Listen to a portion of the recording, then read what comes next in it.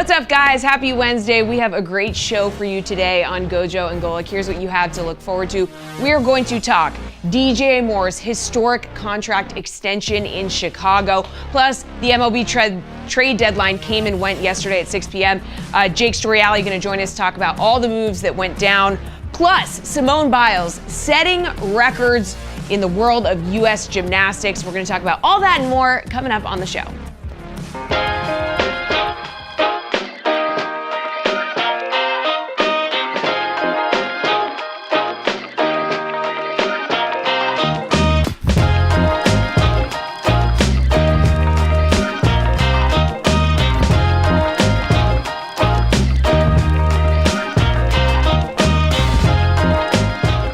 What's up, everybody? Welcome to Gojo and Golic. Mike Golic Jr., Mike Golic Sr., Jesse Cofield at the DraftKings studio in Boston. We got a great show for everybody. As always, make sure you download, subscribe, rate, review us, leave us a 5-star rating, and check us out here live Monday through Friday from 8 to 10 a.m. Eastern on the DraftKings network. Plenty of great stuff like Jesse mentioned. We'll also have Emory Hunt join us from out at Giants camp. Take a look as we roll along with our NFC division previews, the NFC East coming up today. So more Cowboys talk. If you thought we couldn't possibly do more of it, I assure you, today's the day, although maybe, just maybe, we'll actually get to some real football stuff and not just all the guys that they don't want to pay. We've got some very online Olympic heroes to celebrate, but Dad, speaking of paydays, speaking of football, I got to feel alive yesterday for the first time in quite some time. Los Angeles Rams training camp going on down here, actually very close to where I live at LMU. And going out there yesterday, I got to go out there and hang out with our friend of the program, Mina Kimes, Jordan Rodrigue, who was on with us, who covers the team for The Athletic. And I got to tell you, there is nothing more enjoyable than being out at a training camp practice where you don't actually have to hit anybody. Like, I have to imagine this is the feeling that you felt when you came and watched me at training camp a decade ago as I was trying to go out there and make a team in the hot sun in Latrobe, PA with the Pittsburgh Steelers, knowing you didn't have to do this anymore. I didn't realize how liberating that was because this was the first time I had been to an NFL training camp that I wasn't actively trying and failing to make the team on. Yeah, it's definitely a revelation. Now, in watching you, it was actually more tense because you're watching your kid. So I didn't get to relax from that standpoint of it. And watching you try and make the team, it was a very tense moment. There have been times I've been to camp where I didn't have a kid in camp and I was just there, and it's very relaxing. Dare I say, almost boring once you were a player. And then going to a camp, when you're involved in camp and playing in camp, you hate it. When you go to camp and you're not involved in camp, you're a little, at least I was a little bored. Unless there was a lot of hitting going on, unless you were watching some hitting, and I don't know, that you can't have two practices where they're hitting in a row. I don't know which practice it fell on for you, whether it was shorts or not, but I find it was either feast or famine for me. Senior, what did you say to Gojo when he did not end up making the team? Like, you're in a unique position here, right? How did you comfort your son after this happened to him? Oh, I didn't speak to him. I just didn't speak to him. Oh, okay. No, I'm kidding. Just cut him out of the will, just said bye. It happened 3 times, too, so he had plenty of time to practice. He had some practice, yeah, right? You just say, if it didn't happen this time, you just keep going. He's just going to keep trying until he, wasn't going to do it anymore. You just say, okay, there's another chance. You get another chance. You just keep grinding away like you've been grinding. There's not a lot you can say outside of you look for another chance. You try and put that aside and go to the next chance until there are no more chances. That's really all you can say. Yeah. And then at the end, he says, hey, son, pick up that Yappuccino. Your hitting people days are over. And thankfully, I did that. I feel like such a traitor because going through as a player, the 2 things I hated most in practice, the ones where you knew, like, you got to buckle your chin strap a little bit tighter, prepare to probably shorten your spine in your life a little bit.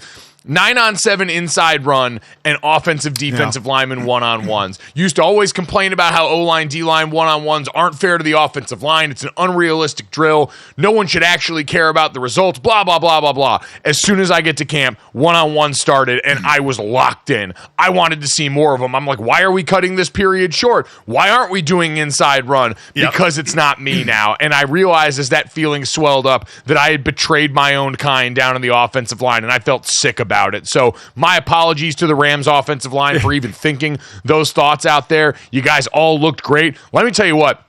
That D-line, I know they're replacing Aaron Donald, young and active. That group was playing like they were bats out of hell, playing with their hair on fire. Fun group to watch there. Obviously, seeing Cooper Kupp and a healthy Puka Nacua on the field in the preseason. New for Rams fans, very enticing for everybody. A lot of Puka, a lot of Cooper chants. They sound pretty similar when said from a distance by a large crowd of people, so that's an interesting problem for that group. And I don't know, it's a team and an organization that's incredibly healthy, incredibly competent. Sean McVay from the top down runs an operation that is very, very well-oiled at this point in the NFL. And so from that, Dad, to the news that we got yesterday, the Bears starting to inch their way closer to that as they go out and in a wide receiver room that now has plenty of options, they go and pay the main one. DJ Moore gets a big contract extension yesterday with the Chicago Bears. He signs a 4-year, $110 million deal, Jesse, and we had to go back and look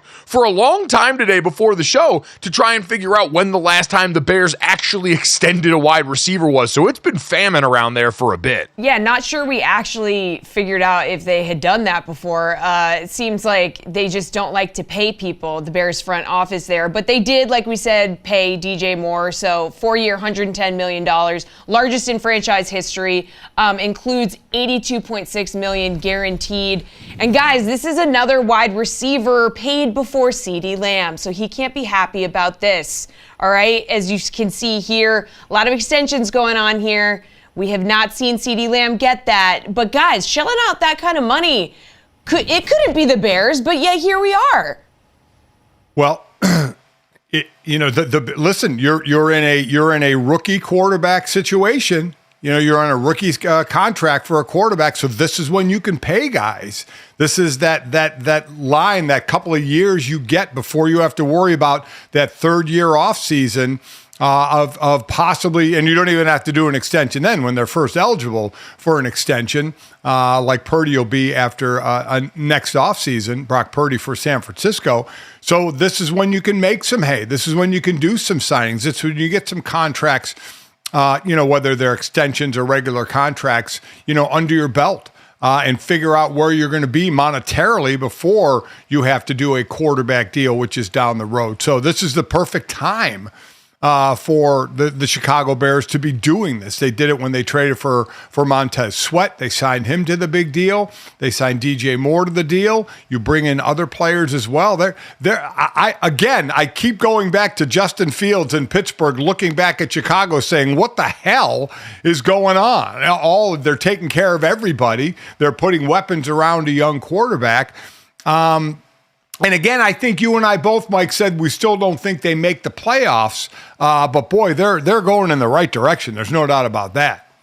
They are. They're starting to do the thing that healthy organizations do, and especially when you've got a commodity at quarterback that you believe in, right? I think it's funny to always look at. I was joking with someone over the weekend about how the best thing that's happened because of Patrick Mahomes in Kansas City is they had to go and redo the airport because now people are coming there in such droves that you finally had to upgrade was one of the worst airports in America. You look at the Cincinnati Bengals yesterday, debuting their shiny new locker room because the shaming on the NFLPA report card works.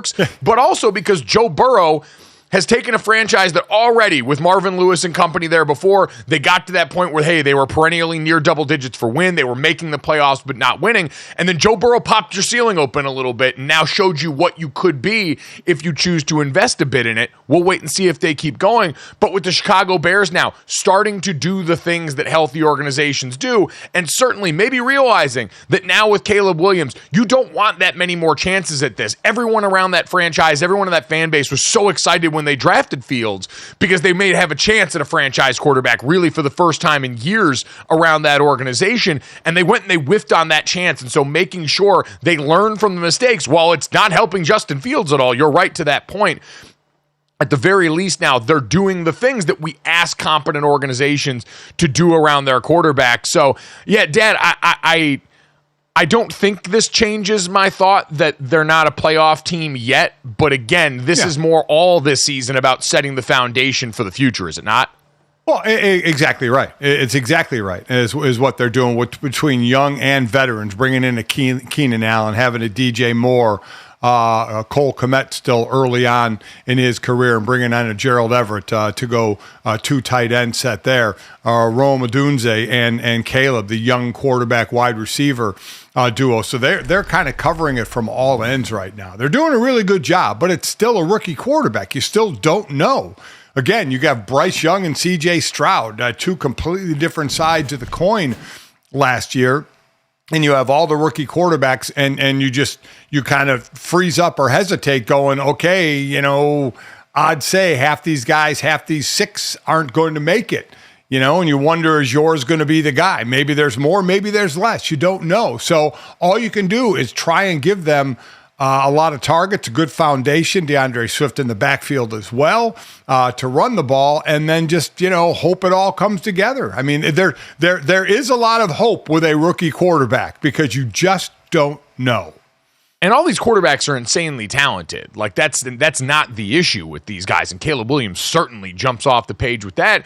But to your point, you bring up those quarterbacks last year, the difference is protection and weapons. And when you look at what came together in Houston, it was an offensive line that certainly was beat up a little bit, but anchored by Laramie Tunsil more often than not, was a good enough pass protecting group along with the offensive coordinator's help to keep him clean. And then you have the emergence of Nico Collins, who's turned into one of the top wide receivers in the NFL. Tank Dell showed up there. The tight end room was contributing. All these things that you look at what happened in Carolina, couldn't protect Bryce Young, and no one could get open. Your highest targeted player was the aging Adam Thielen. And so the Bears at least have the receiver part covered. We feel pretty comfortable on this. You look at DJ Moore, third in receiving yards over expectation last year, seventh in receiving EPA. When you look at expected points added by receivers, the people in front of him, this is the group. It's Puka Nacua, Nico Collins, Amon-Ra St. Brown, Brandon Ayuk, Tyreek Hill, and CeeDee Lamb. He was ninth in yards after the catch last year, second in receptions over 20-plus yards. He did everything for this team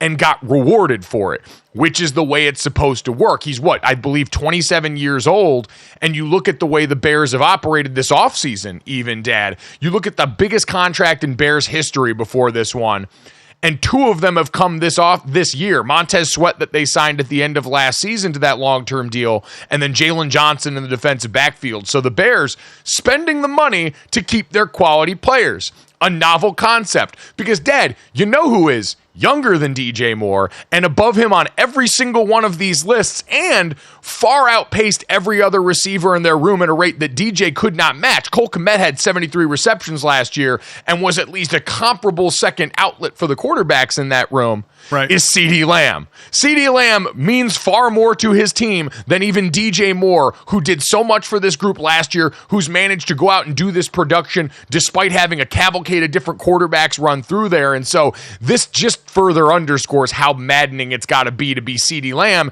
and to wake up and see even the Chicago Bears that we've talked about. And maybe this is it, right? The Bears do not have this rich history of receivers they've been able to go and extend. And so when you look and you're handed something as beautiful and sweet as DJ Moore, you say, well, yeah, of course we've got to hold on to this. Whereas the Cowboys have this rich history of great pass catchers in that franchise. And so maybe, just maybe, they've gotten a little bit fat and happy. Maybe they think they're too good for this now.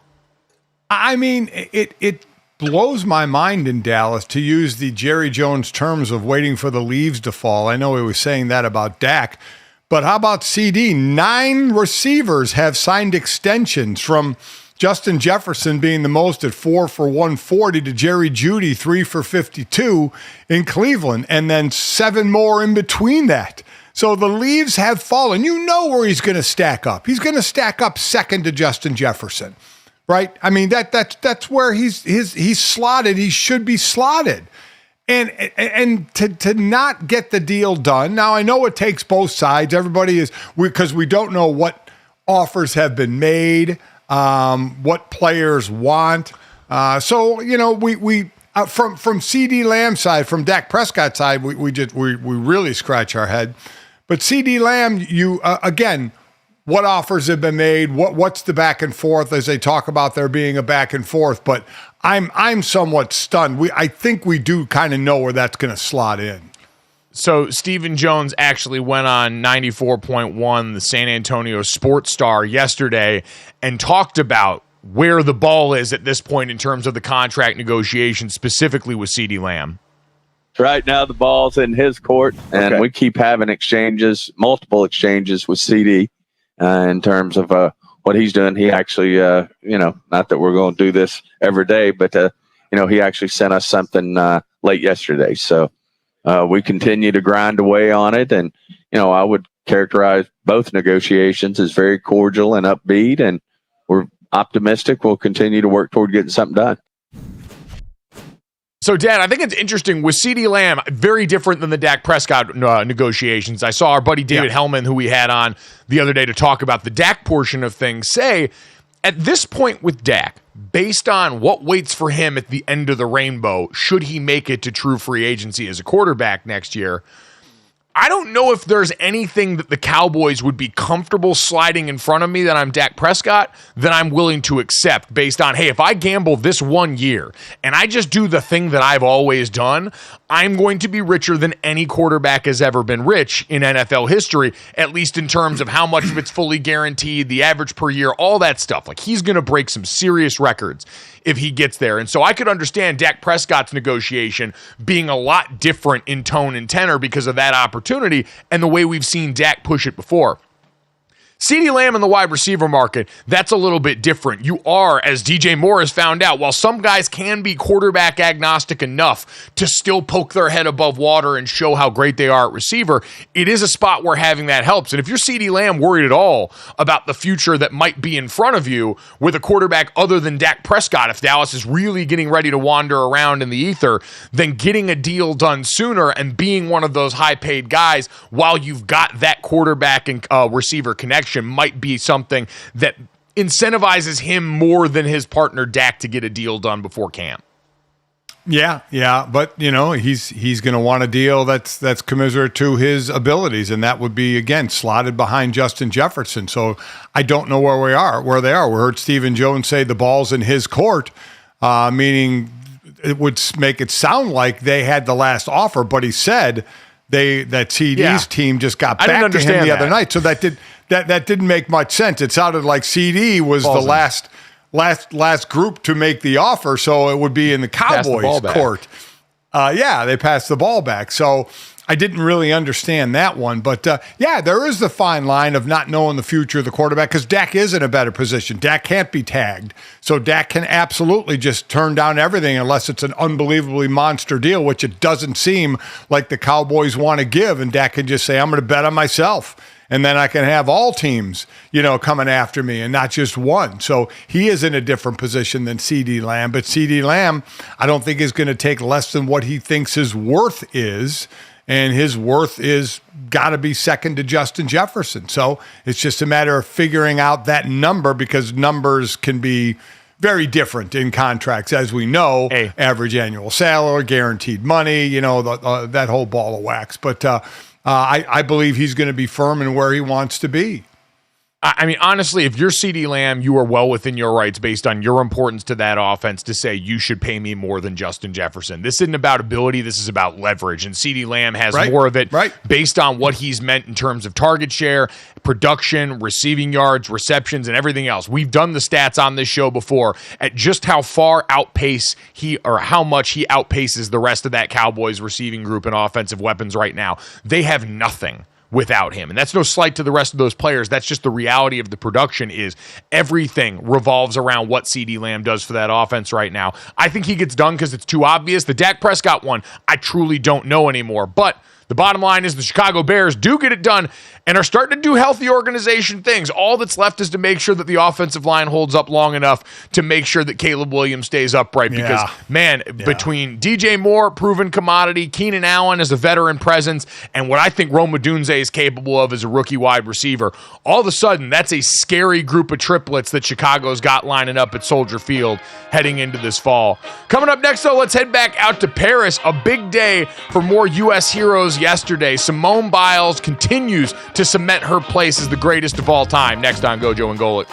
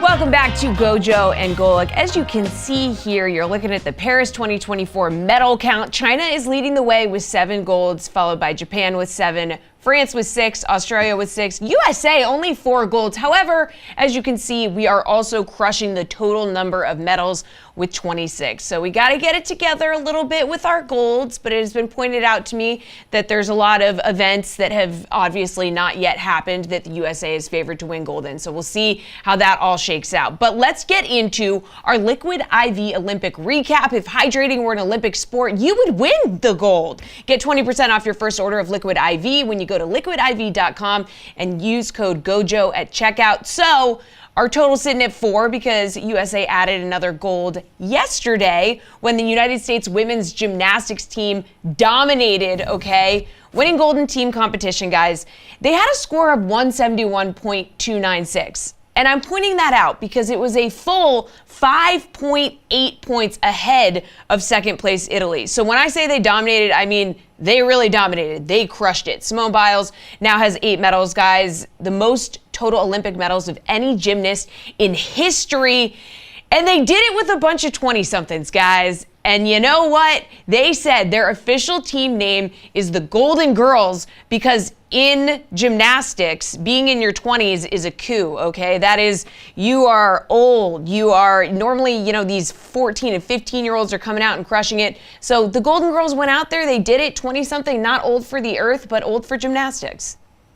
Yeah, this is another updated version of that meme where the announcer's like, and there he goes out bravely onto the field. It's a wonder he can even walk, the 31-year-old player, as we all sit here and watch from our couches at home doing that and feeling our bones creak. So, yes, the geriatric team of Team USA goes out and dominates competition. And Dad wagging their finger at some of their haters during the process. I mean, certainly for Simone Biles, who now cements her place as, the greatest U.S. gymnast of all time, if it wasn't already true, her medal count that she has a chance to add to in the individual all-around coming up on Thursday as well.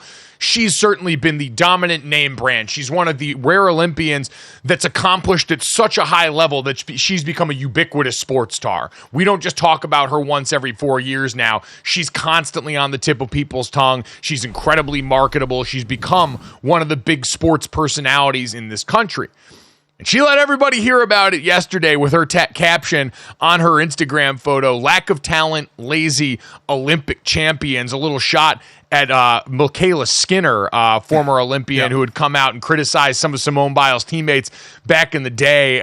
So, Dad, in addition to going out in there and planning their TikToks, this is how you know that they're not that old, because as soon as they won gold, they were down there, Suni Lee and Simone Biles, both planning out the TikToks they were going to execute later on, right after that win, and getting the shade up on Instagram. They've made all of us geriatric millennials very, very proud.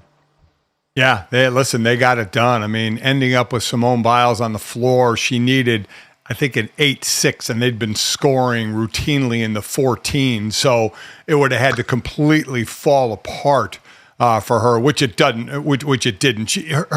She gets so much height that's ridiculous. It's absolutely ridiculous watching her do her thing. But all of them in what they've done, from Suni Lee to Jordan Childs to Jade Carey, the young non-20-something-year-old Hesley Rivera, I think she's 16, but those other four in what they've done to contribute to this gold, and as you said, they had some detractors with work ethic, in coaches not being supposedly able to coach as hard as they once did and losing some effect there. But they certainly shut everybody up. You shut everybody up when you win a gold, and you win it, as Jesse said, as convincingly as they did. It wasn't even close, was not even close of their team domination. Yeah, this is always nice because this is one of the teams, and certainly Simone Biles is one of the athletes, which is important for all us as we sit here and beat our chests and yell USA, that we can go out here and talk a lot of bleep about, and I'd say in the positive sense, where we can go out and puff our chests out on her behalf, not really knowing full well what's good in the sport. Like I heard Tony Kornheiser mention this yesterday on PTI. I don't know what's good or not, but I know that Simone Biles is good at it, if that makes sense. I've said there are certain athletes that in sports you don't actually need to know the rules, don't actually need to know what's going on in order to appreciate the greatness of it. And you're right, watching Simone Biles on the floor specifically was one of those spots where I'm just like, I don't know what this is supposed to look like, but it's probably that. And so getting to watch that consistently the way we have with Simone Biles, again, her 8th overall medal, her 5th gold in 3 appearances. She is the most decorated Olympic gymnast in U.S. history, and she'll have a chance to earn the most golds by an American gymnast ever coming up later this week, although if you ask her, not what she's concerned about. I'm not really sure. I don't keep count. I don't keep stats. I just go out here and do what I'm supposed to, and I'm doing what I love and enjoying it. So that's really all that matters to me. Yes, it's amazing now that I hear it, but I don't think I'll truly understand the depth of it until I walk away from the sport. So you never know, because we still have a couple more competitions here, so I'm trying to focus on that, and so we'll just have to see. The kind of answer you expect from an all-time great there, not getting to focus on the medal count when you've got too many to count is probably her problem at this point. So Simone Biles, a dominant performance there. But, Dad, if we're going to talk about dominant performances, and big surprise here, Team USA women's rugby yesterday was the highlight of the day for us. They place and get a bronze medal on a 95-yard walk-off against Australia. Improbable. As we've seen, Alona Mars become a little bit of a viral TikTok sensation on that team, going to war with some people that had criticized her body, things like that. But on the field, right, this team in rugby sevens managed to go out there and stun Australia in the closing seconds of this match and really, I think, get a lot of positive momentum around U.S. rugby. I saw that they received a $4 million donation over 4 years for the U.S. rugby program as well, coming off of this. And just in general, such a thrilling moment to end this competition for another sport that we only really rally around like this every 4 years.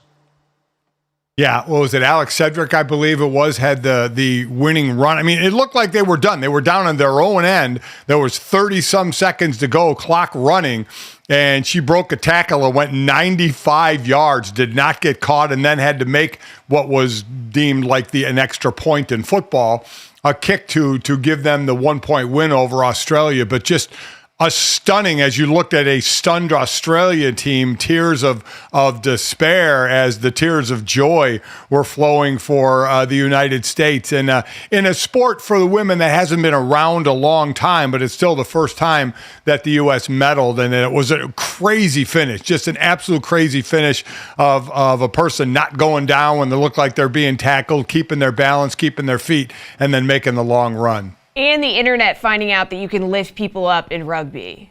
That was one of my favorite parts. The internet going wild for that. It was all such a wonderful experience there. So, Alona Mar, talk your stuff. I, for one, Dad, just love the idea. Like, this was basically looked like the rugby version of the Miracle at the Meadowlands, where there was no reason for this to happen. We were so far away from glory, and now all of a sudden we get to walk it off in everybody's grill there. So, just one of those kind of moments that makes you want to be around this even more. Once you've attracted Flavor Flav as a fan too, and I saw him post a video for U.S. Rugby. Flavor Flav, who's already now sponsoring the U.S. women's water polo team because he heard that group is having to work and pay their way over there, now seems to have become him and Snoop Dogg have become the official voice, and then Flavor Flav kind of the mascot of the Olympic Games here. And I feel like that's really got to be your goal. If you're one of the teams that feels a little bit underfunded or a little bit under talked about, you just got to get Flav over to watch you for a little bit. Yes, between Snoop and Flavor Flav, it's been somewhat amazing. Now, Snoop is on there on behalf of NBC and actually doing work for them. Flavor Flav is just kind of over there, representing, and sponsoring and being a fan. But it's been pretty star-studded. They've been showing a lot of stars in the stands. But for Flavor Flav and Snoop, they have kind of stood out amongst everybody else, no doubt about it. To see the images as Simone Biles is getting ready to go and put her stamp on this unbelievable gold medal performance, to see the faces of Michael Phelps looking up and Serena Williams all full of that tension and awe, watching another one of their peers in that all-time great class, is the kind of stuff that gives you chills.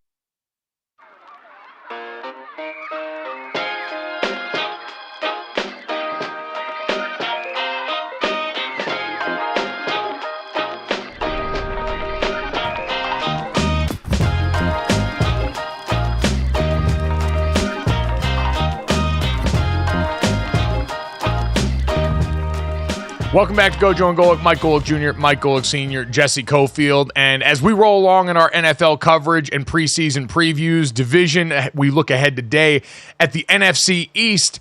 And to dive a little more in on that and catch up with our guy, Emory Hunt, who was out there at Giants training camp here recently. You can check him out, thefootballgameplan.com. You also see him on the college draft with our guy, Ross Tucker, all the time here. Great college analyst, NFL analyst, draft guru, all great things. And Emory, we appreciate the time this morning, man. What was the vibe and the mood like out at Giants training camp? We hear and see all these things on Twitter that make their way out during training camp, but boots on the ground, what was the sense that you got of the feeling going into this season for them?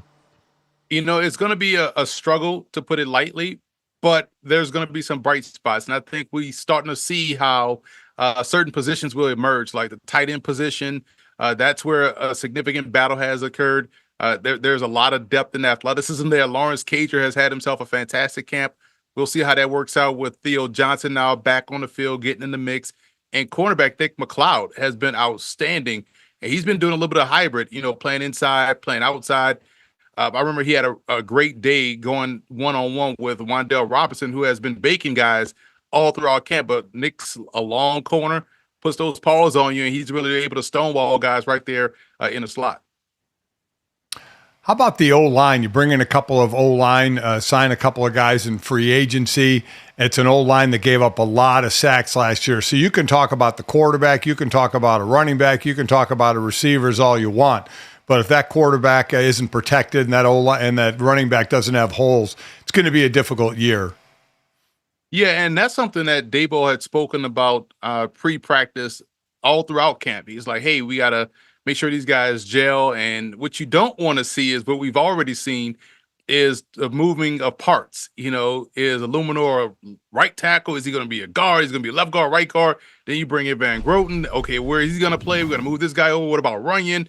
Neal isn't out there yet. When he's going to get back? So there's already now, you know, the fluctuation of the offensive line, where it's just like the secondary, where you need those guys to be all together. Communicating is one of the unique positions units in football, along with the secondary. So because you're already seeing the moving parts, it makes things already an issue going into what should be a long season for Big Blue. Just what you want, moving parts in front of your quarterback coming back off an injury. Let's talk about the quarterback. Daniel Jones going to be the subject of a lot of scrutiny. We've seen coming off of the offseason Hard Knocks with the Giants, a lot of conversation about quarterbacks. They were thinking about going up and potentially drafting to replace him. So what has it looked like on the field so far for DJ coming off an injury? Well, during OTAs and minicamp, he did all 7-on-7 work and individual work. He didn't do 11-on-11. So that allowed Drew Lock to work with the ones during team periods. And then now here in training camp, he's been getting those 11-on-11 reps. So he's still working his way back. I know that back during OTAs and minicamp, you couldn't tell that he really had an ACL injury. You know, with the modern medicine techniques, he's out there moving around. And to see that now in 11-on-11 just confirms what we saw during the early parts of the spring. But now Locke has gotten opportunities with the ones and with the twos. And I asked him in a unique way that after practice, does that give you a leg up of working with the entire depth chart at receivers? Like, I feel like it gives me a leg up. It gives me an opportunity to be able to work with all the different guys and to say I can throw to, you know, the number twos or the threes or even the ones. But Daniel Jones is still working himself back from a knee injury, still getting used to, as you know, having had an ACL before. It's all about the mental, and you know, you're thinking, okay, can I make that same move? Can I avoid this rush? Can I take off and run? Do I trust my knee? I know medically cleared doesn't mean am I really truly trusting being medically cleared. So he still has to work through that process, and we'll see how that goes as camp rolls on. So in the offseason Hard Knocks with the Giants, there was talk of management of, you know, do you trade up for maybe a Drake May or a Jaden Daniels, which wouldn't have happened because they went to Washington, but a Drake May at 3. So how much do you think the Giants ended up feeling they were, for lack of a better term, stuck with Daniel Jones because of the contract? I think that's a real thought. And what I took away from Hard Knocks was wondering, you know, it's what they didn't show and what they didn't say and who they didn't bring in. I mean, we saw Caleb, Jaden, McCarthy. We saw all of these guys, but we didn't see Penix, who was sitting right there, for them to take at number 6 or whatnot. So it makes you wonder why Penix and Bo Nix were both ignored in this whole process in terms of taking a quarterback. And we didn't even get the understanding of why they weren't high on Penix or high on Bo Nix. But the fact that those guys were skipped over as they went in the top 10 makes you wonder what they really thought about those two, and was that edited out of the final cut that we saw. But yeah, they do feel like they're stuck with Daniel Jones, and maybe that's why they brought Drew Lock in, and we've seen Drew Lock play well with Seattle in spurts. So you wonder how real the competition is. That's always the biggest concern when we're talking about Daniel Jones. Is it truly playing the best guy? Because if that was the case, Tyrod would have been the guy last year going into the season. But I feel like this also shows you that Mara is not, worried about Joe Shane or Brian Daboll being on a proverbial hot seat. They understand the situation. They understand where they are. I'm pretty sure they're looking forward to getting out of this situation at the end of the season, because the upcoming quarterback class seems to be another good one, another exciting class where they can have their picks and chooses. Well, one of the guys that'll help whoever's under center, certainly their Malik Neighbors, they were excited about in this draft. So what have the early returns on that investment looked like so far as he's been going through his first NFL training camp? No, he's been good as advertised. Him and Deontay Banks go at it one-on-one every day. And it's good on good. And they both are built the same. Neighbors looks like a running back in terms of how physical he is and how explosive he is and how good of body control that he has. And we know he has the tremendous hands. So if you're looking at how the Giants are going to manufacture offense, it's going to be a lot of short passes, and hopefully these catch and run guys can take it a long way. And Neighbors was one of the more elite at doing that coming into the draft. So they got themselves a guy that could win one-on-ones downfield, but can also help out your quarterback that may not be apt to throwing deep down the field. And that's the difference between a Drew Lock and a Neighbors. Lock is going to let it fly, worry about the consequences later, right? But Daniel Jones is going to be a little bit more efficient in a short, quick passing game, which helps out Wan'Dale Robinson and definitely helps out Neighbors, who looks like Jamar Chase in terms of physically and also how he plays the game. So a little over a minute to go here on the defensive side, a team that gave up, I think it was 26 in the league in points given up. I don't know if the offense can manufacture enough points to overcome that, but they bring in Brian Burns to help Thibodeau on the defensive line. Is that enough?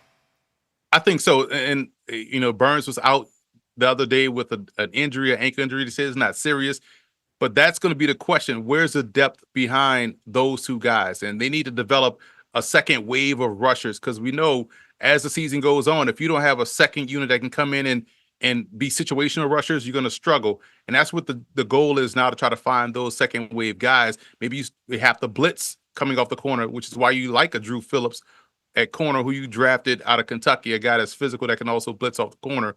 So that's where I feel like the depth issues come into play for the Giants, and they're going to have to figure that out the rest of the way. Giants fans very used to blitzing early and often on defense over the last number of years, so that wouldn't be too much of a shock to the system, but definitely a formidable frontline rush there.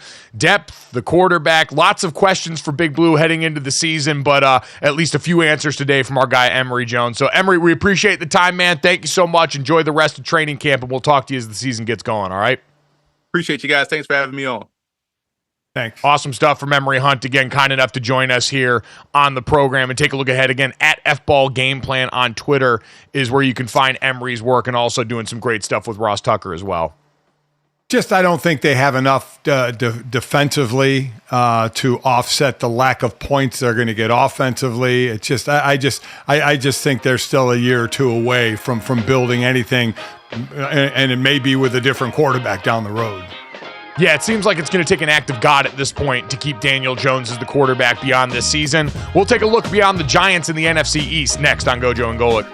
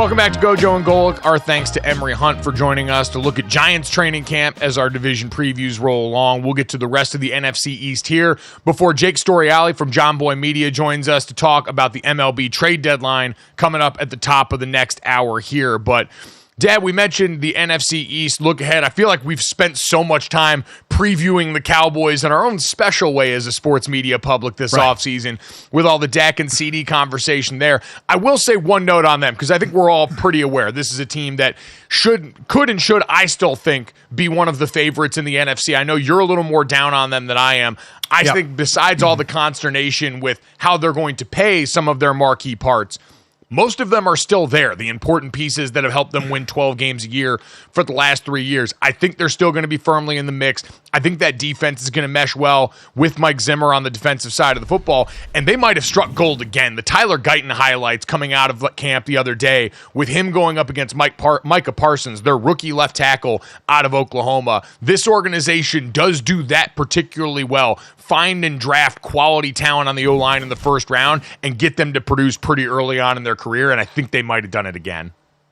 Yeah, they may have, and they needed to. Then losing Tyron Smith, their left tackle, and Biades, the center, to Washington, Smith to the Jets. So they definitely needed to replenish that situation. Yeah, we've talked a lot about them, especially offensively. I'll quickly look at the defense with Mike Zimmer coming back after Dan Quinn left. How is he going to use Micah Parsons? Is it going to be used an edge guy, backer? How are you going to finesse that situation? It's a defense that needs to improve against the run. They were middle of the pack. They were top 5 in total, top 5 in pass defense. But against the run, they definitely got hurt. So how does Mike Zimmer help that defense, I think, is going to be a key.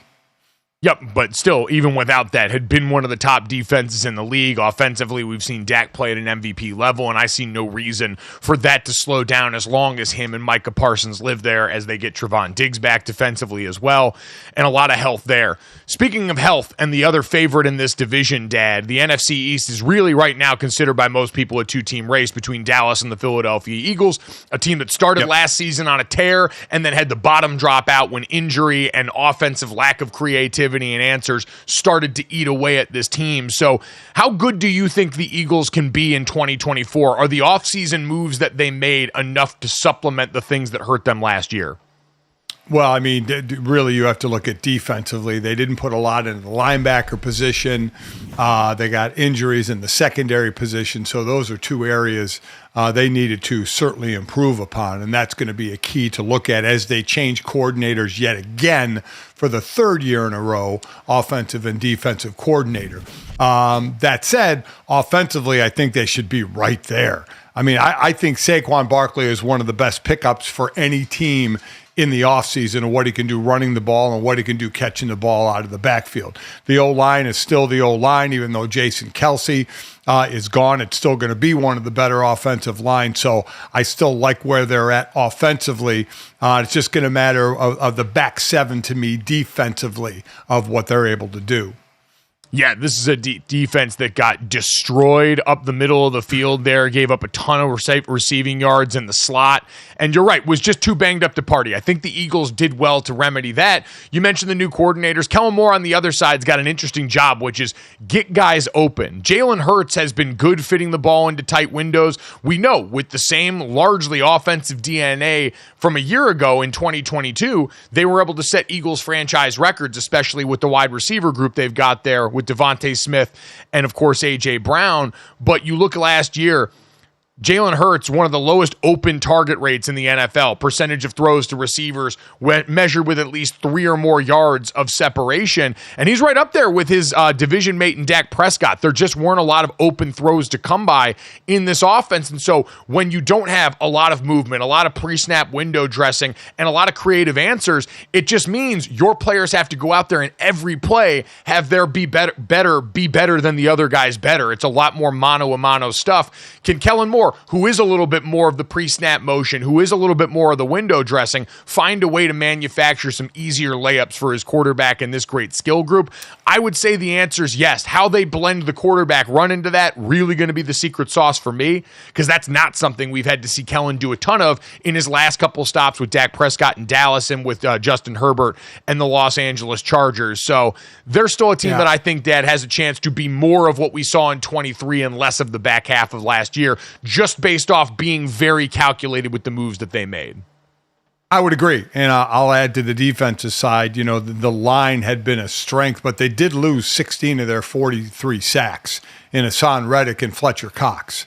So, Reddick had 11, Cox had 5. So you lose 16 of those sacks. You got to try and replace those somewhere. But I do think the back seven is going to be better. I think they kind of learned their lesson, especially at the linebacker position of a product to bring in. But injuries certainly hurt them in both the linebacker and secondary position. They are, but those sack supplements you mentioned, they brought Bryce Huff over from the Jets, who's someone they're expecting to really take what was a workload and production in a much smaller sample size. Bryce Huff, more of a guy rolling in as a reserve in that very deep Jets defensive front seven, and now turn that over a larger sample size into even more there. And just expect a lot of the young guys that they've drafted in critical spots, Dad. Jalen Carter, their top pick from last year, who when he was on the field was a wrecking ball in the middle of that defense.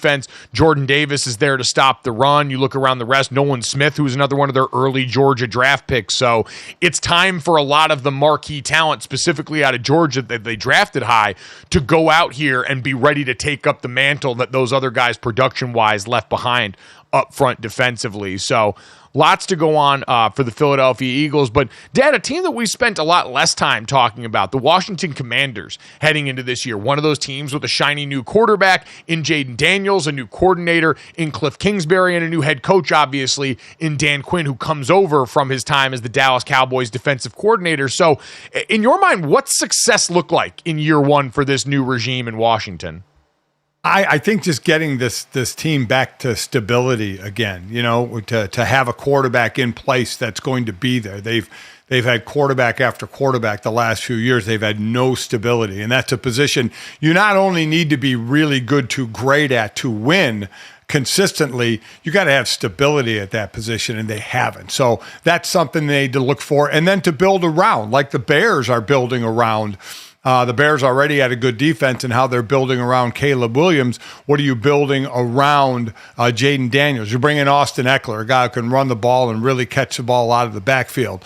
You have McLaren at wide receiver, your leading wide receiver. You do lose Curtis Samuel, who was second on the team in receptions and targets. But I think that's the biggest thing. Is going to be stability around a young quarterback, and how do you build around a young quarterback on that rookie deal?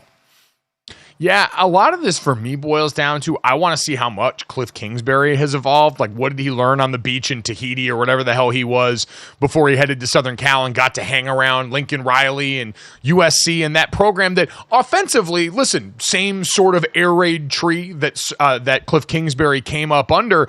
And the last time on Dragon Ball Z we saw Cliff Kingsbury, it was with an Arizona team that routinely fell flat towards the end of the season because they couldn't be as multiple as maybe other teams. It really is tried and true air raid stuff with him that, yes, is somewhat similar to what Jaden Daniels thrived in last year, can create enough space for his legs to be the kind of threat that we've seen them be on Saturdays. But I really want to see if Cliff has a few other tricks in his bag right now and what this Washington defense can be. You want to talk about production going out the door, Dad. It was a fire sale towards the end of last year for this team, as we talked about with the Bears being the beneficiary of Montez Sweat.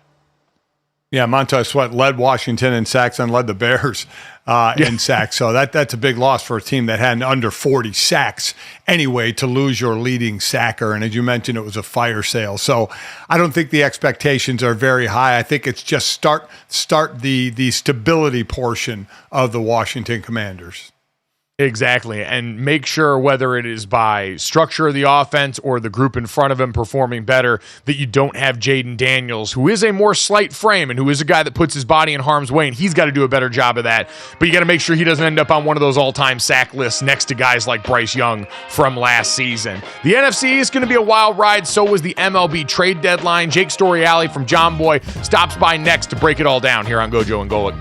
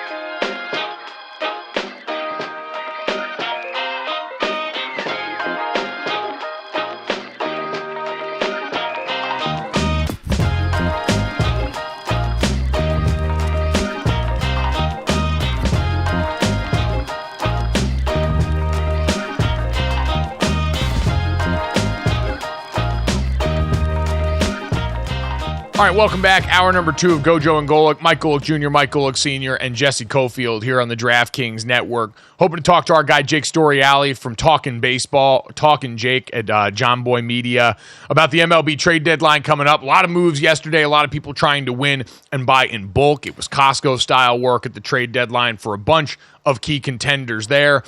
But, Dad, before we get into all of that, it's been a while since we've said Aaron Rodgers' name on this program, and this time it's less about, well, actually, no, this is actually familiar territory.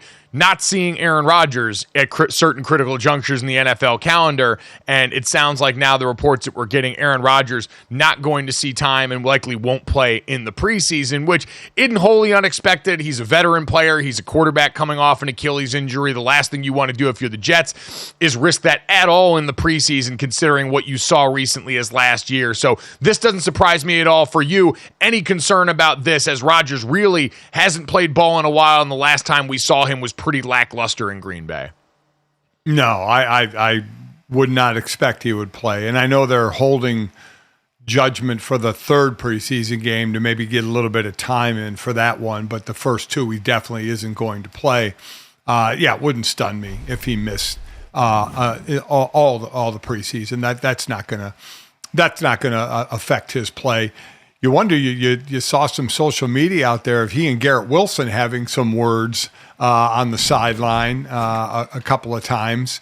Again, you don't know what it's about. You don't know, it's in the moment type situations as well. But you just, when you're Aaron Rodgers and the Jets, everything is in play because he talks. When he's a guest on shows, he talks a lot and everything gets dissected. So all the body language gets dissected, all the conversations get dissected. It's what we do with football because it's the biggest sport out there. So, but as far as him playing, that doesn't affect me one bit if he were not to take one snap in the preseason. Yep, I'd agree. I'm with you on that video. It is a reminder that so much of the Aaron Rodgers situation, everything is tainted by the stuff that we've seen come before it, going back for a while. Because, again, being out at an actual training camp again for the first time in a while yesterday and just taking in all those sights and sounds, you always feel like you're kind of on the cusp of a fight, especially once practice is really going out in pads. I remember sitting there, I was looking at Jordan Rodriguez from The Athletic, and I was like, I kind of hope we get a fight today. Like, it would feel right to come to training camp and get to see people swing again a little bit, but especially when you spend that much time around each other. And for Garrett Wilson, who's another great player, who's got his own vantage point and way that he sees the game right now, while it pales in comparison to the depth and quality of Aaron Rodgers right now, is still an opinion that he's, entitled to. And so there are going to be those conversations, but that generally tends to be the love language of sport, is being able to have really abrasive conversations to get to the answers and solutions a lot faster. And so I'd expect that to be the case there. It is, Dad, one of those things, too, where I think we're still sort of wrangling with what the value of the current preseason is in the minds of a lot of NFL teams. There are some, I think it was the Patriots who said they were going to play their starters in the preseason this time around. There were some more teams that were flirting with that, even though the trend had been going in the opposite direction for a while. And between removing games from the preseason and keeping starters out in bulk, there were a lot more people, it seems, maybe now pushing back on that some as everyone tries to figure out what their team needs. We have seen the Bears are not playing any of their starters in the Hall of Fame game coming up. Yeah. So Caleb Williams included, a guy who needs reps, is going to sit. All the starters are going to sit. Mike, I think the NFL has taken a turn. I don't mean just this year. I think it's been in the last couple of years where the practices with other teams has become more important than the preseason games. The preseason games gives you structure, especially for the young players, on how game day is going to go and everything and how it gets broken down. But I think practicing with other teams is kind of the thing now. It is kind of what coaches look to get the most work out of. Instead of, starters going a couple of series and being done, you get more work, one-on-one work done. I don't mean one-on-one, I mean ones against ones work done. I think there's more value in the practice against other teams than preseason games against other teams at this point. Well, it's just a great chance you can make it so structured, too, with how you script it against each other, what you want to get done. And I think especially this year, it's not an insignificant thing on the special teams front. I think in all these joint practices and preseason games, how people go about testing out things for the new kickoff, what they want to withhold for the season, as there's so much new gamesmanship at play with this phase of the game, is going to be a fascinating subplot to watch as we do kick off Thursday with the Hall of Fame game, and I can't wait. But yesterday, the MLB trade deadline came and went, and so for more on that and some help there, Jake Storiale from Talking Baseball over at John Boy Media, kind enough to jump back on the show with us. Jake, what's going on, man? How you doing? What's going on, gang? How are we? Yeah, let's leave. Hall of Fame game's great. I get the juices, but come on, trade deadline. That's one of the few things we got anchored in at this point. That is true. Major League Baseball does the trade deadline, and you guys have always had the sex selling at this time of year. So what did jump out to you yesterday? What got the juices flowing for you at the trade deadline as we start to do winners and losers here? Well, we are Yankee fans, and I mean, our bias does come out in that moment that it is funny doing the timeline of, if the Jazz Chisholm trade broke at 5:55 p.m. yesterday, right before the deadline, would we have said wow, that's an impact trade that got it done? We like to record right after things because it's a little more raw. That fandom comes out a little bit, that you don't get to sleep on it and be logical. We were pretty hot yesterday about the pitching, just because their pitching has also been really bad for a month and a half. Like that's not opinion, that's stats. That I don't know. Their pitching formula yesterday didn't change.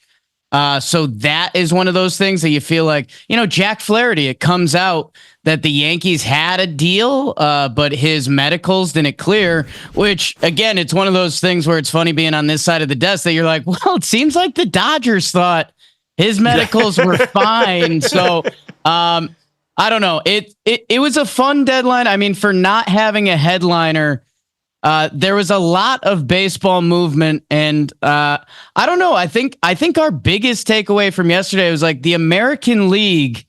No one put their chips all in. Like Baltimore made some nice moves. They got a couple arms, and Eloy Jimenez, who I've loved the talent for years, but he's ended up in kind of a weird spot of an injury-prone DH that's not performing. Which that's baseball doesn't value that right now. That I don't know. I think. We would have loved to see another team put the chips all in. I guess it's the Padres who paid for 2 relievers with the price tag of normally, I don't know, like what was the Mookie Betts trade back in the day that I guess pitching, high leverage pitching is king right now. Would you say that the Dodgers were the biggest winners, taking care of rotation, taking care of bench depth, that they were probably the biggest winners in the by trade deadline? I mean, the Dodgers in a way are always the winners the past couple years. I mean, going back to this offseason with Shohei, Glass now and everything. It's hard to, they're not losers, but I will say, I mean, you look at some of the depth in their lineup, and I know they love the versatility and the switchy type pieces, and they can match you up on the back end of their lineup, but they need Mookie back, but the top of that lineup is incredible. It's all world. The second half of that lineup could still get thin. And I want to see what the rotation looks like when it's actually here. I love Glass now. Flaherty's having an amazing contract year. But like they still have question marks, which in a way is a good thing for baseball. But yeah, I don't know. I think everyone expected that we'd walk away and they would do the nuclear move. Jack Flaherty is an awesome rental, strong piece, but they didn't really do that. So in terms of winners, we've got plenty of answers here. Who swung and missed, pun fully intended, at the deadline here and surprised you the most?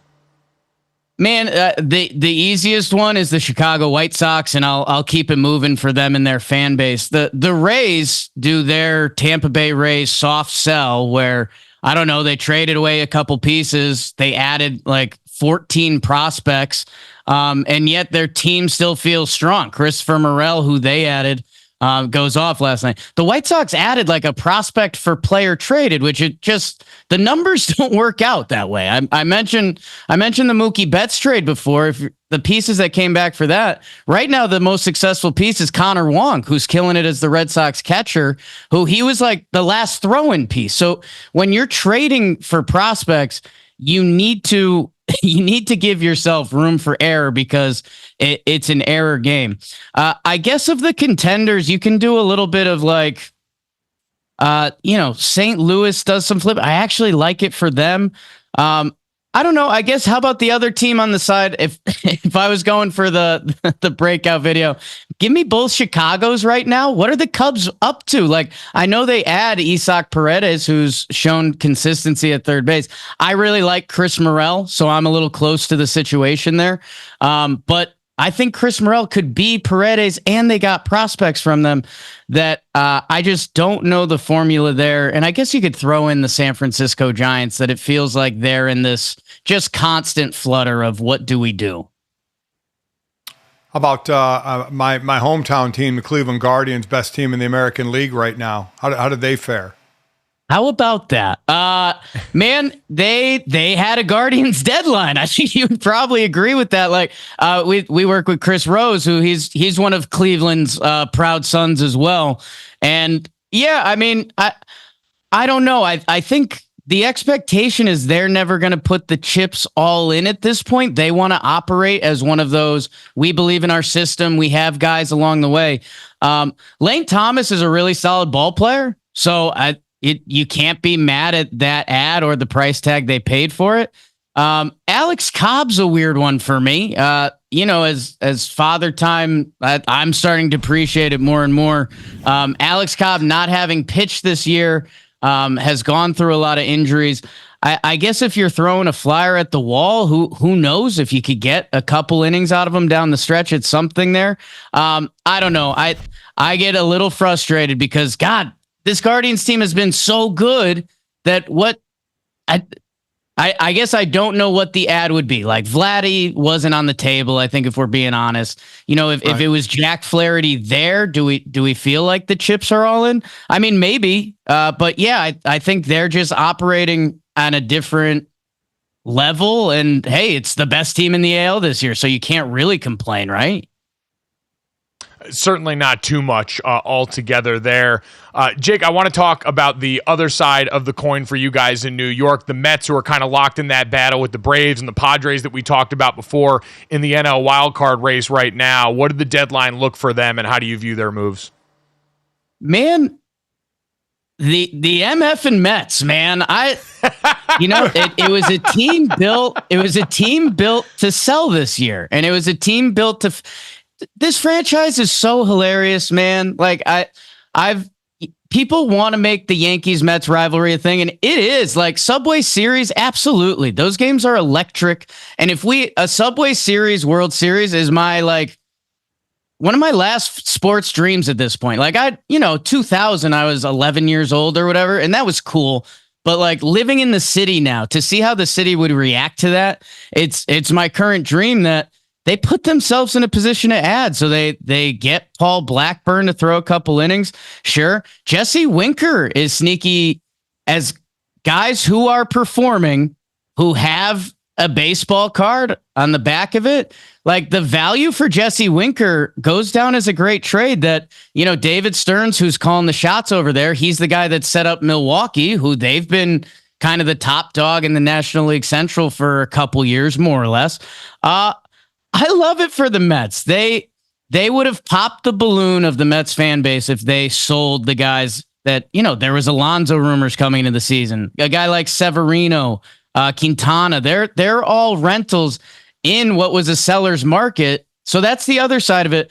Mets fans are in, and it's not like they did one of those, hey, we're like 3.5 games out. And, if a couple things go right, you never know with baseball.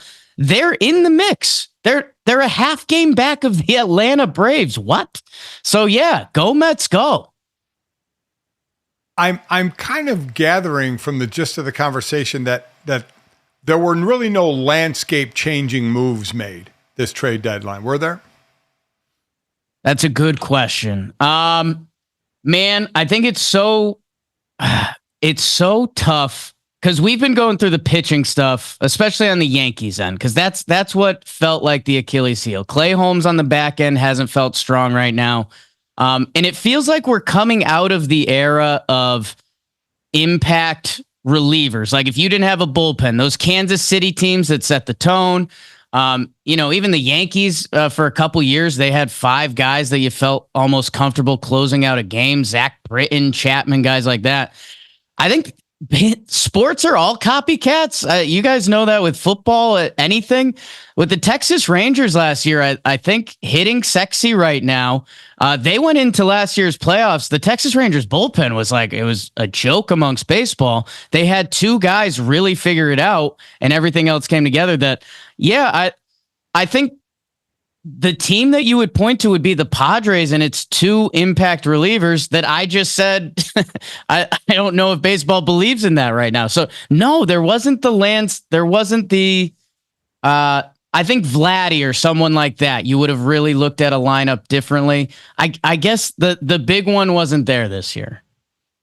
So the big one wasn't there this year, but like you said, still plenty of things that have a chance, especially with so many teams in the mix, to have a huge outcome. So coming off the trade deadline now, what's the number one thing you've got the eye on as we make the march toward the postseason based off what you saw yesterday? Well, again, I'll start with the bias part, and I'll just get in front of it. The Yankees, and if Jazz Chisholm hits 2 home runs every game, that'd be of note. That's documented currently, and Yankee fans are feeling pretty good right now. In the American League, it's Houston's the one lurking. Like this was our good conversation after the deadline yesterday was, okay, the Yankees, they do have a lot of talent and they're the New York Yankees, which I think people can put in a good category or a bad category the last couple of years. I won't touch that. Baltimore has all the talent in the world, but a lot of it's very young. That let's see what it looks like. That they got swept in the postseason last year. Let's see what it looks like this year. Houston's a big bad wolf, man. So if they put it together like they have and they entered the playoffs, a lot of those names are still the same. That I guess, Houston's still on the fringe of the playoffs as of today. That if they end up in the dance, they're the storyline for me in the AL. In the National League, I guess I want to see what happens to the Braves. Like they're supposed to be in dynasty mode. I know last time I was here, it was NCAA football launch, and we were talking like the Braves are supposed to be set up for a decade, and now I just talked about them fighting with the Mets. So like the NL powers are strong right now. The Dodgers are the Dodgers. The Phillies, like they added and they didn't really need to. Like they're strictly, they are the current roster that I point to baseball fans and I say, hey, if you think your team wants a shot to win, can you beat that team in 5 or 7 games? A lot of them are no. The Phillies are stacked. It's an absolute juggernaut of a roster right now. They've been blistering for most of the season and no real signs of slowing down there coming off of an exciting MLB trade deadline. Jake, always appreciate the time, brother, man. Thanks so much, and we'll talk to you soon as we get ready to play baseball that really counts for real towards the end of this season and is going to figure out who's going to be holding that trophy when it's all said and done. It's coming. The wild card races are actually there, which for a little while it didn't look like, so I'm excited. Hey, thank you guys. Always a pleasure. Great stuff there. Again, John Boy Media, Talking Baseball, at Talking Jake on Twitter is where you can catch him there. So plenty to keep an eye out as we head down the home stretch in Major League Baseball's regular season. Again, coming off the All-Star break and the trade deadline. It's kind of like the NBA where it's never really the halfway mark. It's sort of just a nice little breather before we hit the home stretch here. But Dad, coming up next as we look ahead, no breathers in sight on the U.S. Olympic coverage here. Every day it is wall to wall. That's why I'm so excited to have our buddies Scott Hansen, Andrew Siciliano over at the Gold Zone to make it nice and easy and digestible for us. But coming up next, Team USA basketball gets a chance to rewrite the story against the South Sudan as their Olympic journey rolls along today. Will Jason Tatum get any time today? We'll talk about it next here on Gojo and Golic.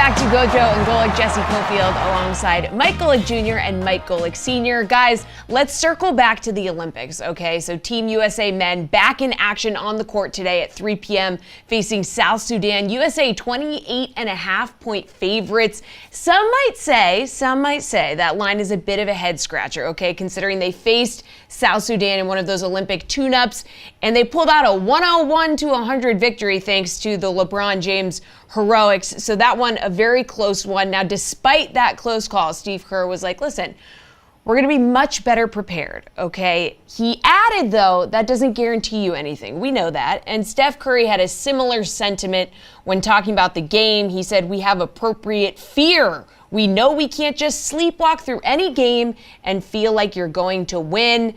So guys, do we think things are going to go very differently today? Senior, you are not scratching your head at this line. You think it is accurate. You think Team USA is going to blow out South Sudan. Yes. Yeah, I do. I think they had their wake-up call against South Sudan in the exhibition game.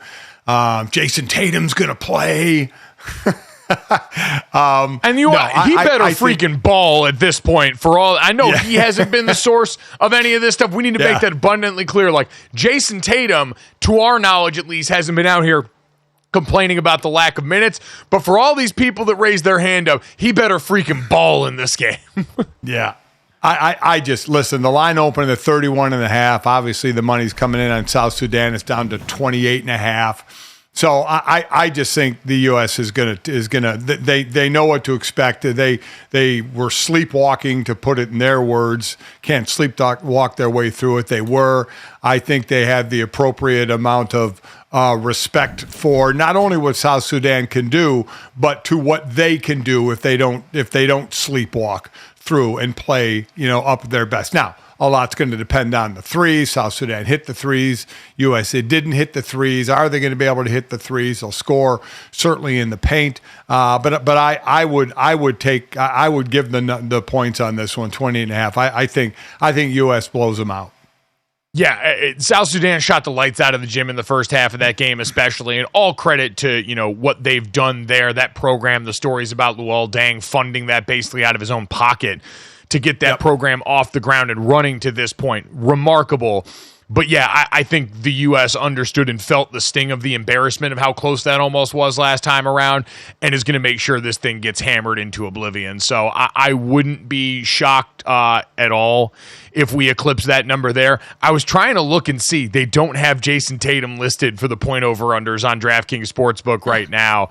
You got from Team USA's side, which, I mean, again, we're a little too on the nose with that one. Anthony Edwards over under 12.5. Devin Booker 8.5, where, we talked to Charlotte yesterday. Those were a lot of the minutes that people thought could have been Jason Tatum's. Some of the Devin Booker minutes there.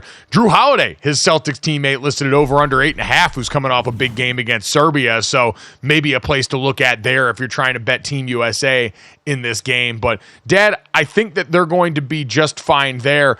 The one that was almost in Team USA's range yesterday with that, Jesse, was the France game against Japan. Ooh. Our boy Wemby and them just barely skating by, having to go to overtime against the Japanese squad, thanks to a rule that my father had to be sitting at home patting himself on the back for. Yeah, Senior, can you explain this one here? So basically, France got a game-tying 4-point play by Matthew Strzezel at the end of regulation. Victor Wembanyama goes out, balls out. They managed to get the win, 94-90. But it happened. It's the one-possession game. So, yes, I mean, what's going through your mind here? For a ridiculous bit of background setup here, we had the argument during the NBA's postseason that my father, at the end of the game, hates when people say that a 4-point lead is a 2-possession game, which it is in most normal circumstances, except for this one. And he went to bed arguing that a 4-point lead was actually a 1-possession game. And here, in this one instance, he was actually right. So you're correct, I was right. Senior. Yes. Because it is a 1-point possession. It is officially a 1-possession game, a 4-point lead. Is it not? I know it's a rarity. I get it, but it can happen. It can happen in one possession. So a 4-point lead is not a 2-possession game. It is a 1-possession game. Thank you, France, for showing that. I think that the reason you can't say that is it because it requires error from the other team. I think when you talk about these things in terms of what you can do with a possession, you're not including in that the ability to draw a foul. It's what the offense is capable of doing in that possession on their own. And there is not a 4-point play that doesn't involve the other team in that process. And so I still don't think you're right. I'm not willing to concede ground on that. But this is a pretty wild sequence overall. And the fact that Japan was in this game to begin with, another team, we've talked about how much the 3-point shot can sort of even things out in this one. And you look at Japan in that game, 16 made threes on 37 attempts from beyond the arc here. They were actually right in line with France, but able to keep it competitive enough, even though we saw that picture of Wemby next to one of the Japanese players where he looked twice his size. Please show the picture. Yeah. It is. Do we have that picture? Oh, we have it. Look at this. They're both standing up. They're both standing up, guys. Well, he's kind of, the defender's kind of down a little bit on the Japanese side. I'll shoot my man some bail. Oh, but they are both standing up on their feet, okay? Wemby's 7'4". This other dude is 5'6". I'm 5'5". Yeah, he's face guarding Wemby's penis. Yes, 100%. Yeah, he is. Yeah. He is. Yep. I'm he not looks even like good on that road. Wemby could just pick him up and put him in his pocket. Just. It's surprising that the game was that close, and France needed that 4-point play to take it to overtime in the one possession game of a 4-point play. Which You're just gonna never let I'm that go. I'm gonna die on that hill. Yeah, I'm gonna die on that hill. You can give all the things you want. It takes a mistake by the defense, whatever. It can be one possession. All right, I'll stop talking about it. That game closer than a lot of people thought it was going to be, no doubt about it. Well, and I mean, listen, kind of controversially, Rui Hachimura, a bit of a soft ejection later on in this game. He had 24 points in this one and was balling out there. One of the names, as we look around here for the NBA guys that we are familiar with here, Lakers fans certainly familiar with Rui Hachimura having himself a day. So France officially in the quarterfinals alongside Germany, who beat Brazil 86-73 on Tuesday, and Canada, who also went 2-0. The winner of Wednesday's game between Team USA and the South Sudan is also going to have a spot locked up for next week's knockout round in Paris as well. So a lot on the line for this one, Dad. And I think for Team USA, in my mind, it's just continuing to see, is Kevin Durant healthy and how do they choose to use him? Coming off the bench in the first game, said he would be open to that. And as we've talked about through the Jason Tatum lens, how you administer minutes on a roster this talented that has so many different parts and players. Like you look even in the room of bigs that we've talked about here, what Joel Embiid can afford you versus Anthony Davis and his athleticism, the effort and energy, especially defensively, from a guy like Bam Adebayo. There are so many different iterations of this roster. And so how Steve Kerr goes about mix and matching that before they get to the round where all of a sudden you're dealing with single elimination is, I think, going to be the fascinating subplot to watch going into a game that we do expect them to win by the number. Yeah, and most of these national teams, you have a national team that maybe a couple of NBA players are then put into that team to work in. For the USA team, it's every player. You know, it's everyone added together. So you have to find that, and who knows if you'll even find it.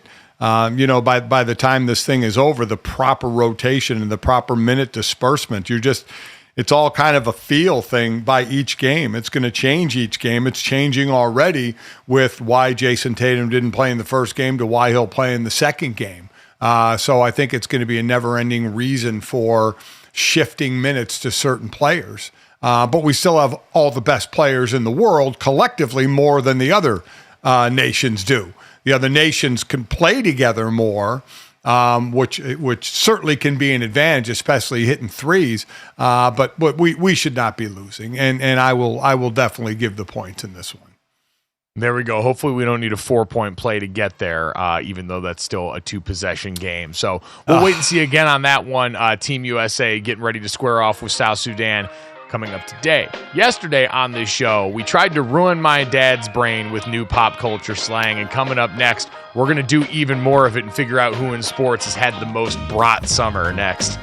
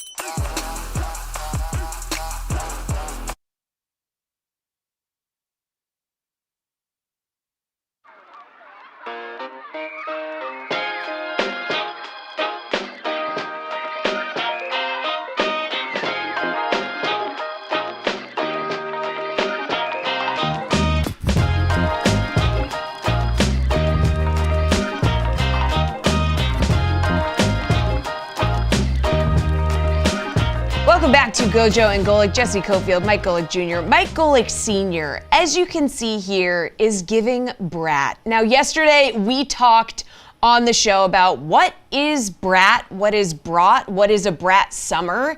We did our best to give you a definition of that. Really quick before we jump into this segment, I want you to hear directly from the source, Charlie XCX, on exactly what is a brat. You're just like that girl who is a little messy and likes to party and like maybe says some like dumb things sometimes, who like feels herself but then also like maybe has worked down, but kind of like parties through it, is very honest, is very blunt, a little bit volatile, yeah, like does like dumb things, but like it's brat, you're brat, that's brat. So I'm sure that's wrapped up any questions that you might have, Senior. Obviously, that was a very extensive, in-depth definition, and there's no questions about that, right?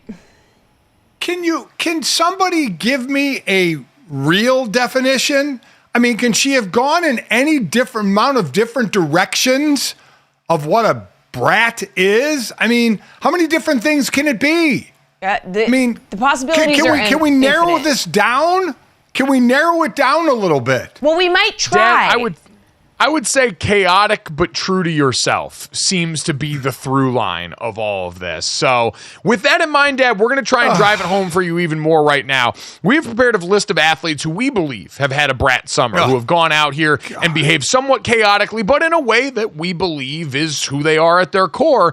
And we want to have you be the final ruler and arbiter of who's having a brat summer. So, Dad, I want to start you off with a softball right here. I think the poster child for this in sports. Aaron Rodgers, skipping minicamp to go on a vacation to Egypt while you're walking into a season trying to calm the noise around an organization that you constantly make loud. Has Aaron Rodgers had a brat summer? I guess according to that definition of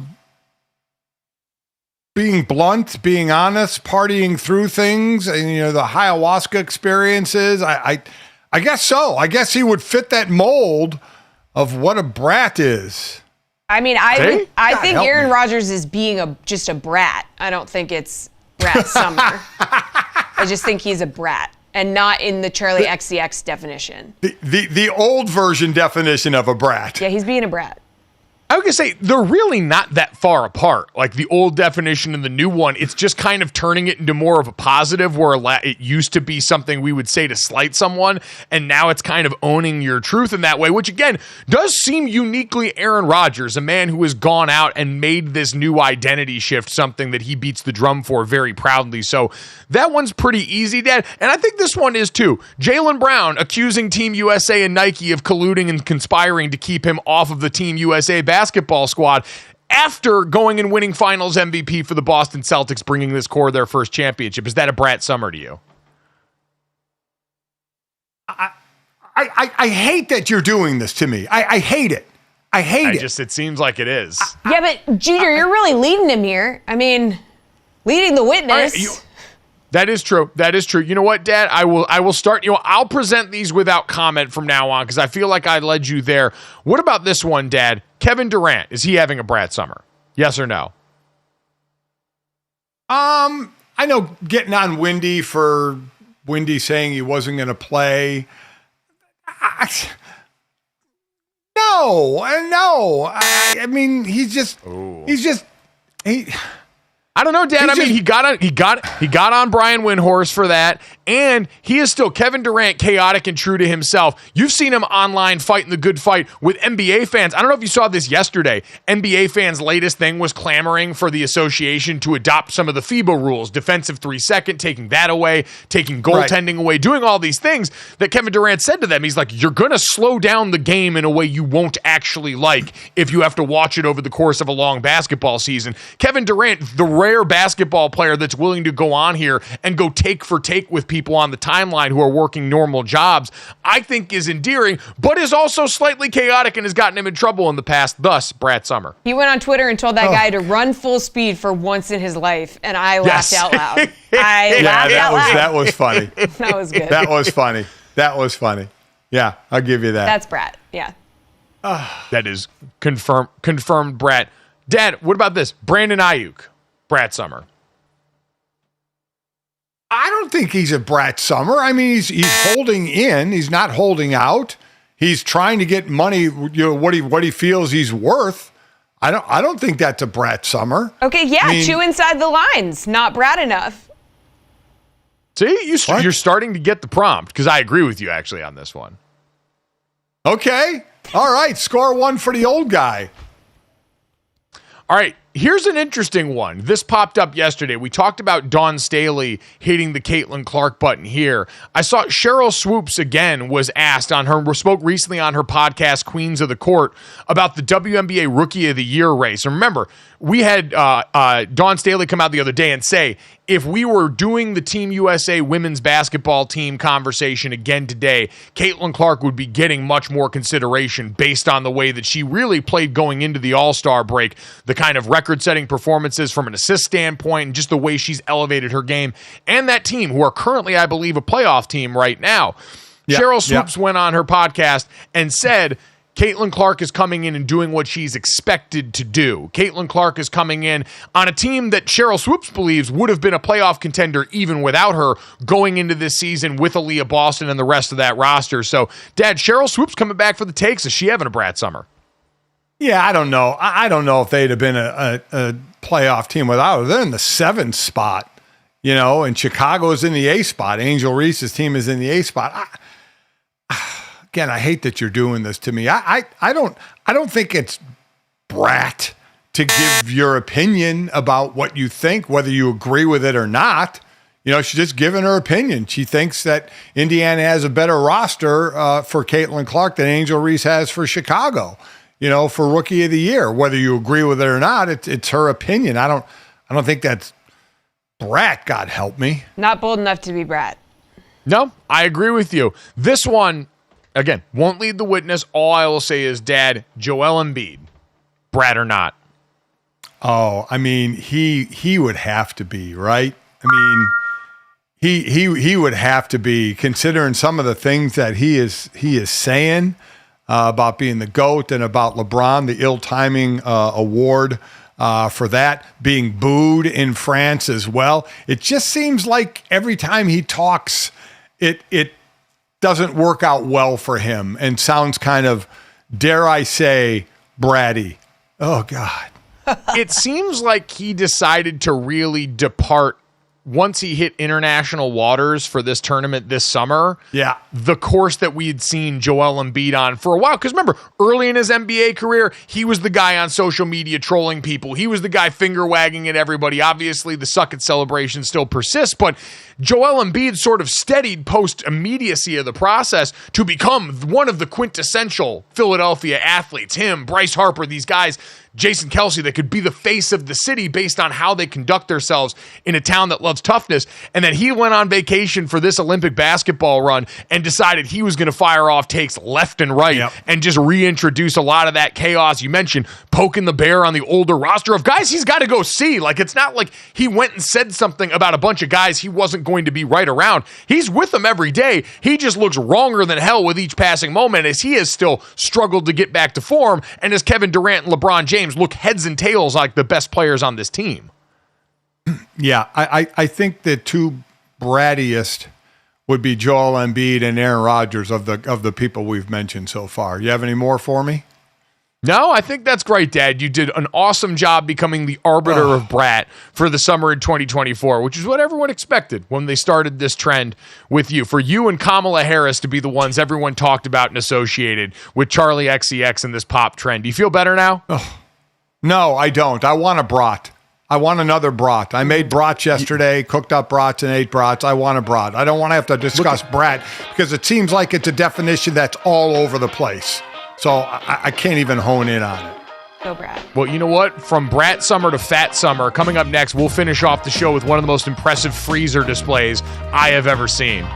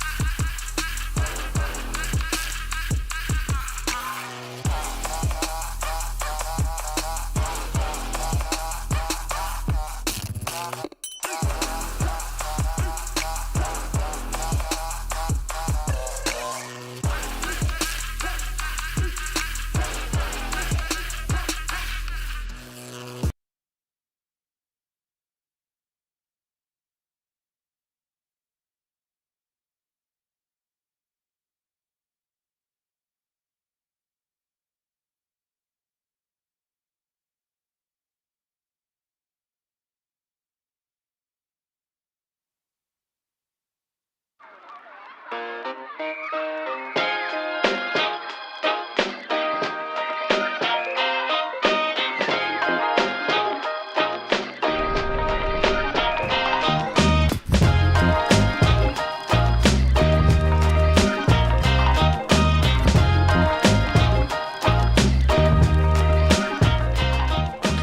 right, guys, time to finish off the show the way we always do. This, that, and the third. 3 quick stories to send you into the rest of the day. Make sure you download, subscribe, rate, and review us. Leave us a 5-star rating and check us out live Monday through Friday from 8 to 10 a.m. Eastern on the DraftKings Network, our YouTube channel, Samsung TV Plus, Roku, all those great places here. If you miss any of that live, make sure you check us out wherever you get your podcasts so you can hear our great guests. Thank you to Emory Hunt from the Football Game Plan and CBS Sports for stopping by to talk Giants training camp notes, and our guy Jake Storiale from John Boy Media talking MLB trade deadline and breaking down all the winners and losers from that. Again, you can get that wherever you get our podcast or available right here on YouTube as soon as we get done with the show. Guys, we've tortured my dad a lot today, so let's get to this and reward him. Dad, did you see the viral video of DJ Khaled's freezer? DJ Khaled, who I know his role in the music landscape has confused you for a long time. He was out in Tahoe with us golfing against Jimmy Fallon in a couple of 4-hole playoff there in the rain, but he showed off the most ice cream-filled freezer I've ever seen in my life. Dad, how much would you pay for just like a 5-minute run at that thing? Oh, let me tell you, this is where DJ Khaled and I are alike. I would love ice cream. He's got the big bins of ice cream, the smaller bins of ice cream, the specialty ice cream. That is a freezer worthy of being in my household, for sure. That was fantastic to look at. I applaud him for that. I appreciate the ice cream sandwich in the freezer drawer there on the side, actually, in the door, called Fat Boy. I've never seen that in public before. I've never had it. It just looks like an extra thick ice cream sandwich as I look through the lens to kind of see what it is. But that speaks to me at a level that I didn't know was possible. DJ Khaled, not known for being a man of many words, he just repeats the same ones. But this is an absolutely illustrious collection in here. Jesse, I feel like we don't talk about ice cream a ton with you. We know we have varying food tastes here. Does this appeal to you? No. Not really. No. I really like soft serve ice cream. Like if I like to go get a soft serve ice cream. Okay. But I'm not like it's too much to be quite for me. I would never be able to pick something. I'd just be everything would melt. I'd be standing there with the door open just trying to figure out what to do. What's your soft serve go-to? Twist with rainbow sprinkles. All right. Okay. I'm surprised it was such a classic because I was wondering, especially as you get together for fancy Thanksgiving dinners that include caviar and crab legs and all these things, what the dessert that is brought out for you guys tends to be in these settings. Yeah, it's not ice cream, but if I'm going to get ice cream, I'm getting a twist with rainbow sprinkles. If I'm having dessert at my house, which I don't typically do very often, it's going to be something special. I like a fruit tart. Like I like fruit desserts, like a apple pie or a crumble or something. See. Sorry, I know. Yeah. Haters. No, I know. We just would not be sharing desserts at all because I fruit and dessert should be separate. They should not be as one, a fruit dessert. But as far as ice cream, I'm with you. I'll do a vanilla cone with the chocolate dip. You dip it in the chocolate and you get the hard shell around it. Love that. Love that as just a nice plain go-to. Yep, elite. A dipped vanilla cone is great. The wedding I went to this weekend for my friends Brooke and Gavin, they had a gelato pop stand in the reception hall for their wedding. It was like a popsicle stick with various flavors of gelato, and then the woman would dunk it into one of the coverings, so like chocolate, white chocolate, semi-sweet chocolate, and then you could have it dumped into a bunch of different things. Waffle cone crumbles, Oreo crumbles, just normal sprinkles. I went and sampled a few varieties there. It was delightful. It made up for the fact that the cake did have a few like blueberries and strawberries in it in a way that I wasn't really a huge fan of there. To the bride and groom's own, I hope they loved it. It was a phenomenal wedding. We had a great time, but the gelato stand was much more my speed than the cake that had the berries in it that, to your point, Dad, not something I'm normally a huge fan of.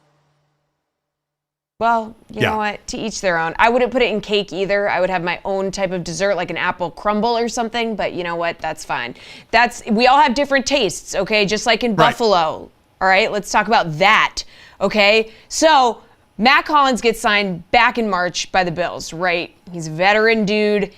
He's going to play for his 6th franchise with the Bills, okay? And a local ABC station in Buffalo did a little profile on him, and it turned out that there's some absolute gems about this guy. I think shoes are a tool, and people have made them a part of their body.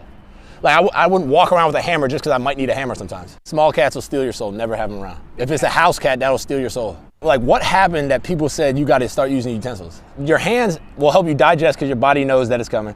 Your hands will get the temperature of the food so you can better understand what it's going to be before it goes in your mouth so you don't burn your tongue or your lips. Okay, so some takeaways. Doesn't wear shoes, doesn't use utensils. Small cats will steal your soul. And he also mentioned that he hasn't eaten a vegetable in 3 years. Oh, okay. I go along those lines. I'm not a big vegetable guy either. So I can go with that. Cat stealing your souls. I've heard that before. So that's not anything new. I've heard that before, as if we're going to validate this. Where have you heard I'm that not validating before? it. I don't believe it, but I've heard it before. I don't buy into it by any stretch of the imagination. His explanations are pretty good for the other two, the utensils and the shoes. Shoes are like tools. You wouldn't carry around a hammer just in case you need it.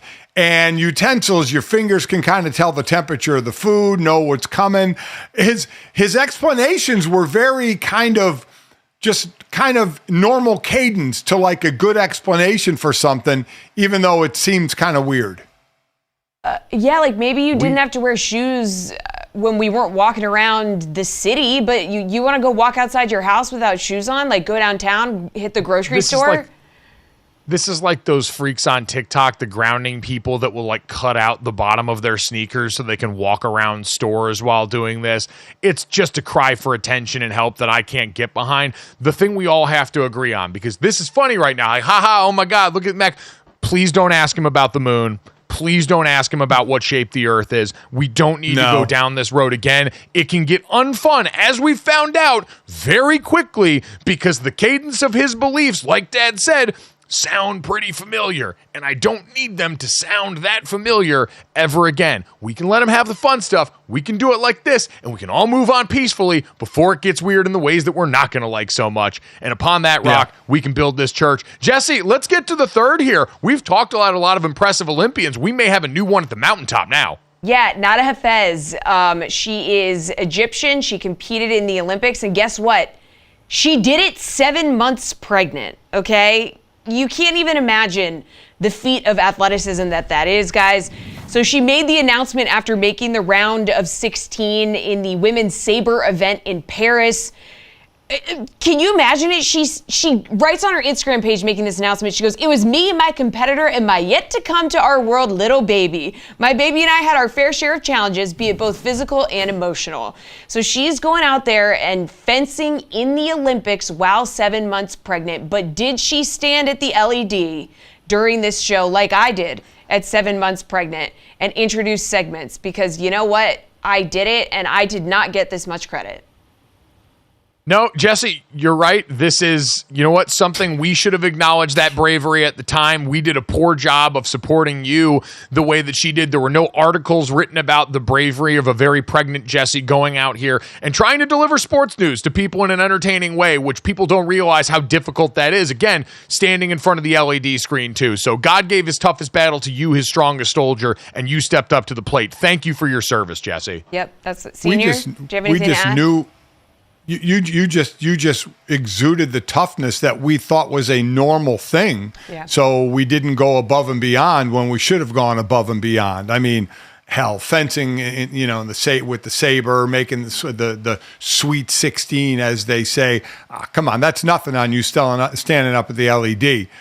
I'm kidding. Obviously, that's very impressive out of her 7 months pregnant to be going through that and make it to the round of 16. Really impressive. Feel different.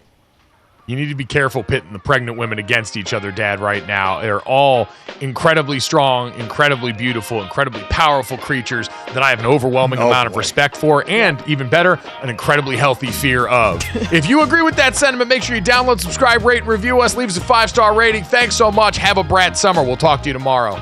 Oh,